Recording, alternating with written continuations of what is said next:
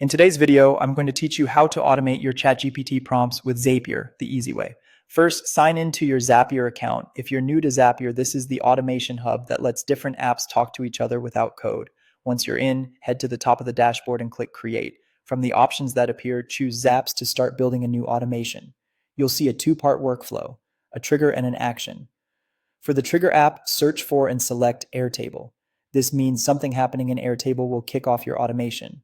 We'll set up the action in a moment, but it's helpful to choose both pieces early so you can see the full flow. Next, click into the action section and choose ChatGPT openai as your action app. This is where your Airtable data will be sent to generate a response.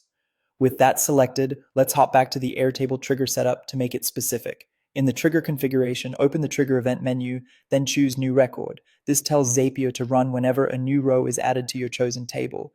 Connect your Airtable account when prompted. If it's your first time, Zapier will walk you through a secure connection. After connecting, you'll typically be asked to pick the basin table that will supply the new records. A quick tip, use a dedicated table or a view filtered for only the rows you want to process, which helps avoid accidental triggers. Now move over to the ChatGPT action. Open the event menu and select conversation.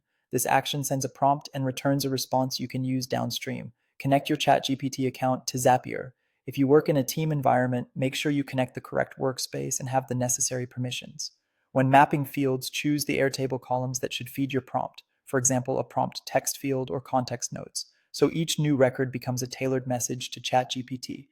Before going live, run a test. Zapier will pull a sample record from Airtable and send it to ChatGPT. Review the output to confirm the response looks right and that the formatting matches what you need. If something seems off, adjust your field mapping or refine the prompt text. When everything checks out, click Publish. Your Zap is now active. From here, every new record you add in Airtable will automatically generate a ChatGPT conversation, saving you time and keeping your process consistent. That's it. Simple, fast, and ready to scale.